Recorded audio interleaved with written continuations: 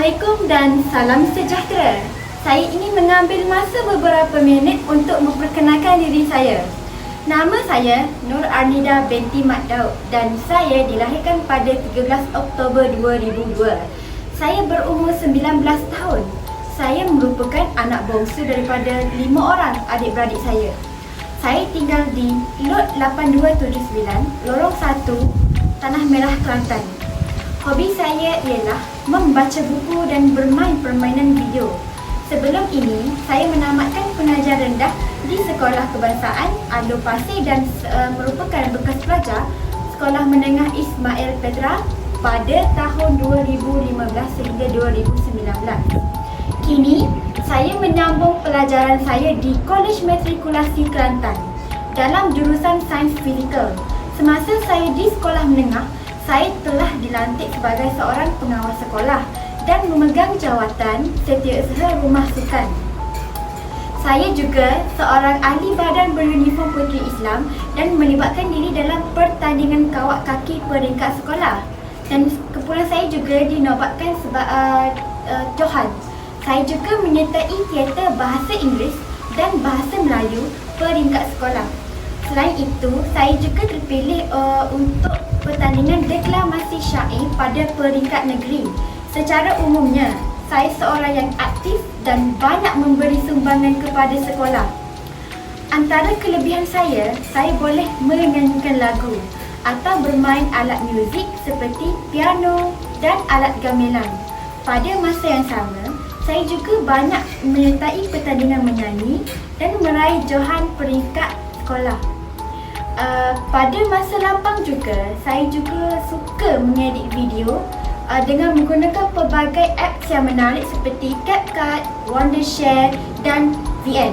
Semasa di Kolej Matrikulasi Kelantan, saya juga seorang yang berusaha keras dan suka memberi tunjuk ajar kepada pelajar yang lain. Saya juga mendapat PNGK 3.58 dan saya berhasrat untuk menjadi seorang guru matematik dan yang cemerlang serta ingin memberi tunjuk ajar kepada generasi yang akan datang.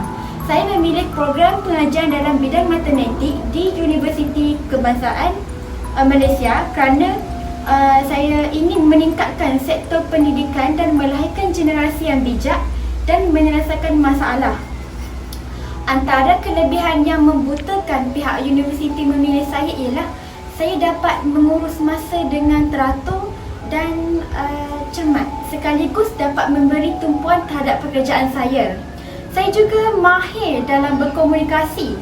Sebagai contoh, saya dapat membantu rakan-rakan saya menyelesaikan masalah yang mereka hadapi dengan cepat. Akhir kalam, saya ingin mengucapkan ribuan terima kasih kerana memberi saya peluang sebagai calon pilihan dalam bidang matematik di Universiti Kebangsaan Malaysia. Saya berharap agar permohonan saya dapat dipertimbangkan oleh pihak universiti dengan menerima saya sebagai seorang pelajar Universiti Kebangsaan Malaysia. Sekian sahaja daripada saya. Terima kasih.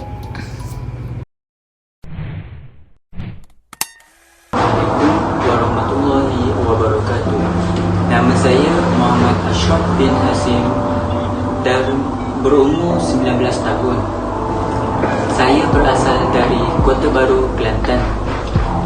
Saya dari kelas F1T2 iaitu dari jurusan Sains Fizikal. Saya mempunyai 3 orang adik-beradik dan saya adalah yang paling bongsu. Semasa sekolah menengah, saya pernah menjadi pengerusi Kelab Dakwah Islam. Selain itu, saya juga pernah menjadi naib pengerusi pengakap sekolah. Dalam bidang co-curriculum pula, saya sangat aktif iaitu pernah menyertai acara kawat kaki peringkat negeri yang diadakan di Dewan Tok Tangguh Bacok, Kelantan. Dalam pertandingan tersebut, saya mendapat tempat pertama. Seterusnya, saya juga pernah menyertai program Protium iaitu program yang diajukan oleh pihak koperasi sekolah. Dalam bidang akademik pula, saya pernah menyertai syarahan peringkat sekolah Selain itu, saya juga pernah menyertai program STEM. Untuk keputusan SPM, saya mendapat 4A. Untuk PT3 pula, saya mendapat 9A dan keputusan SPM saya mendapat 4A.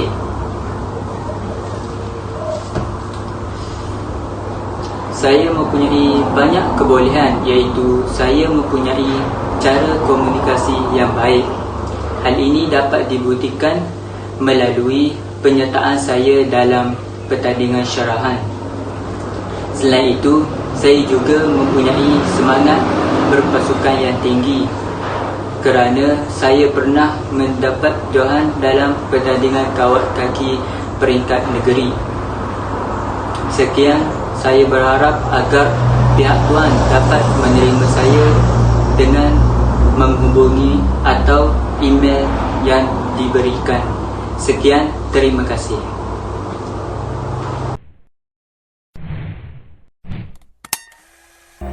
Assalamualaikum dan selamat sejahtera. Nama saya Syasha Atira binti Al-Azmi. Saya berumur 19 tahun. Saya berasal dari Pasir Mas, Kelantan. Saya lahir pada tanggal 7 Julai 2002 di Hospital Tanah Merah, Kelantan. Saya merupakan anak bongsu dari 4 orang adik-beradik. Hobi saya adalah bermain catur dan badminton. Saya memulakan alam sekolah menengah dengan sekolah menengah kebahasaan Melayu.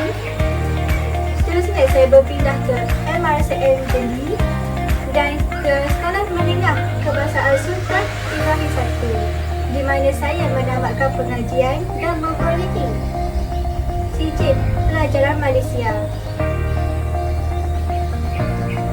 Selain itu, saya juga aktif dalam co-curriculum dan akademik. Semasa di sekolah menengah, saya merupakan pengawas sekolah, bendahara di dalam kelab bahasa Inggeris.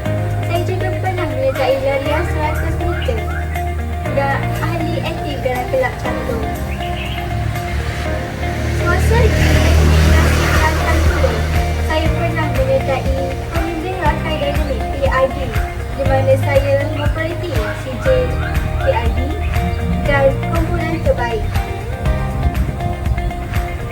Saya juga memperoleh PNJP 3.53. Saya dapat meniadakan untuk sekolah yang diberi dalam waktu yang ditetapkan dan mampu membantu rakan-rakan saya memahami topik-topik yang mereka tidak fahami. Ini menunjukkan saya mudah belajar benda baharu, mudah menyesuaikan diri dalam perkara baharu dan tidak mudah panik. Saya berhasrat untuk menjadi seorang pensyarah matematik.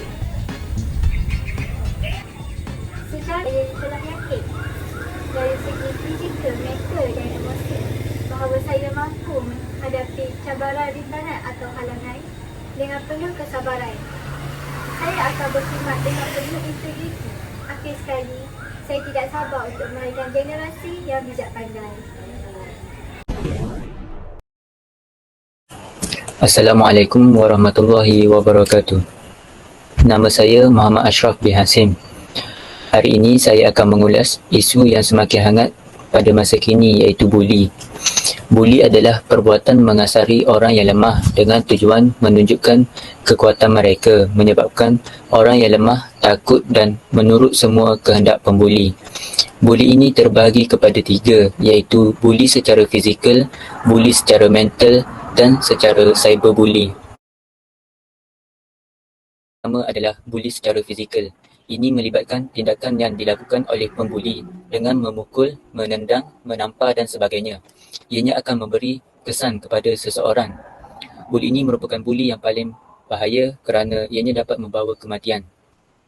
Yang kedua adalah buli secara mental.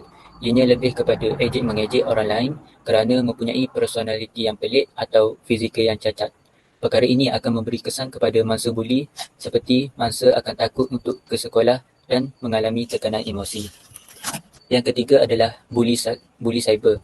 Buli cyber adalah perbuatan mengancam, memalukan atau menakutkan seseorang melalui medium elektronik seperti email, laman web sosial atau sebagainya.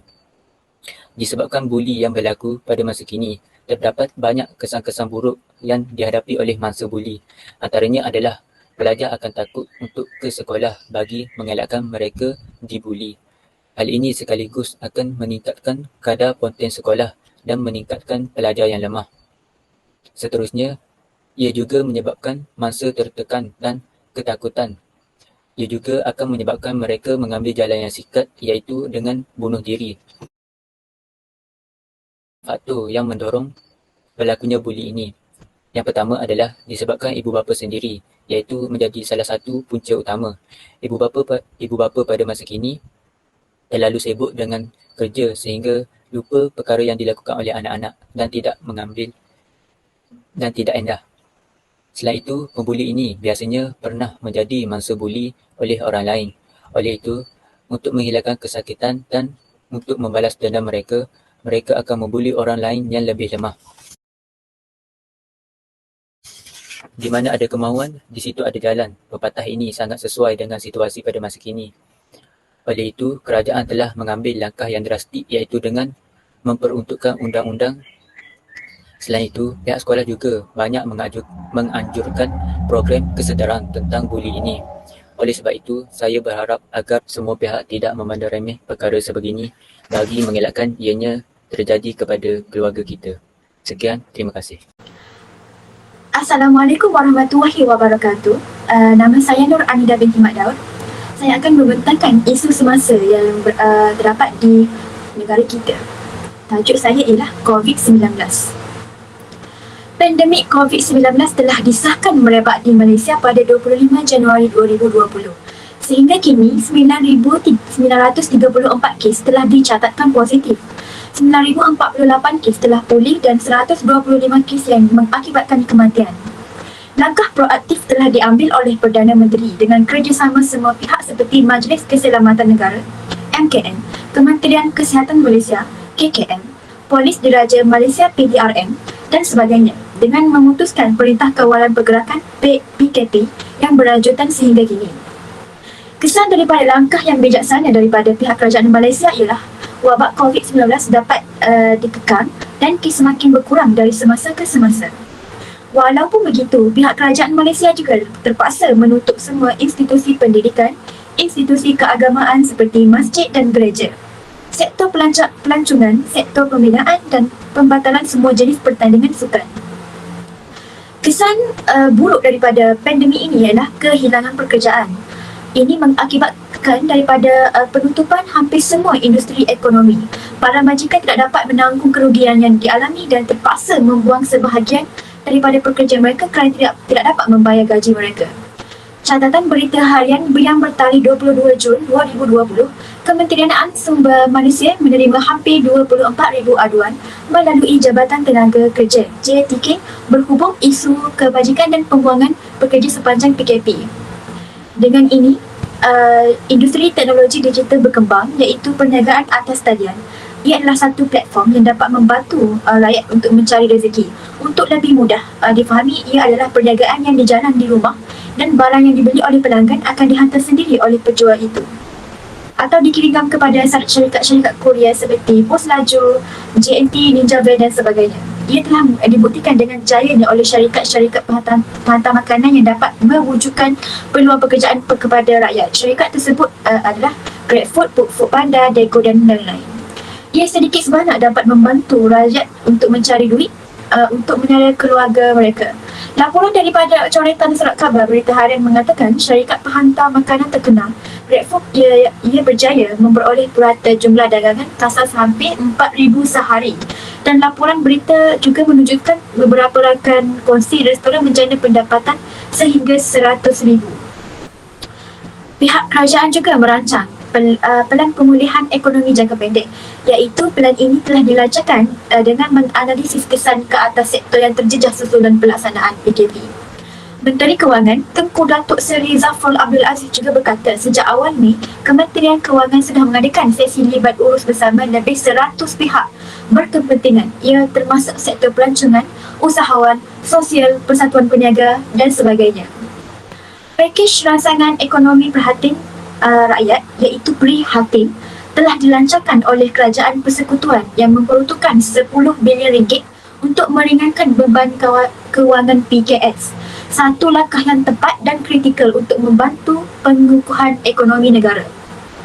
Pakej rangsangan ini juga diberikan secara off-one kepada golongan B40 dan M40.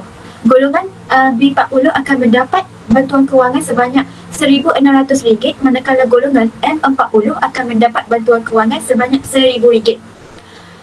Apa yang saya dapat rumus daripada isu ini ialah penularan wabak COVID-19 telah memberi banyak kesan yang besar kepada negara dalam aspek ekonomi maupun sosial. Walaupun begitu, rakyat perlu terus mematuhi perintah yang dikeluarkan oleh kerajaan bagi memastikan penularan wabak COVID-19 dapat diatasi.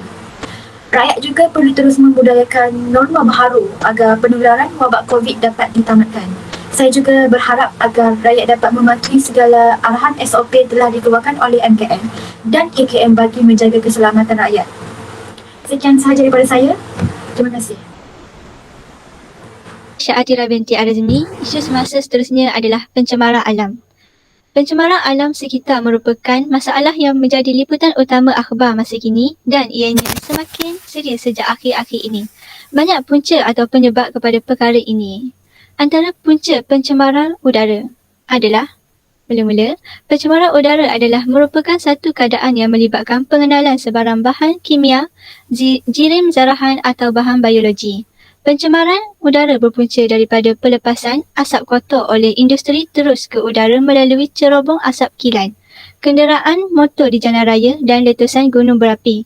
Di antara kesan pencemaran udara adalah penipisan lapisan ozon, jerebu, hujan asid dan pemanasan bumi.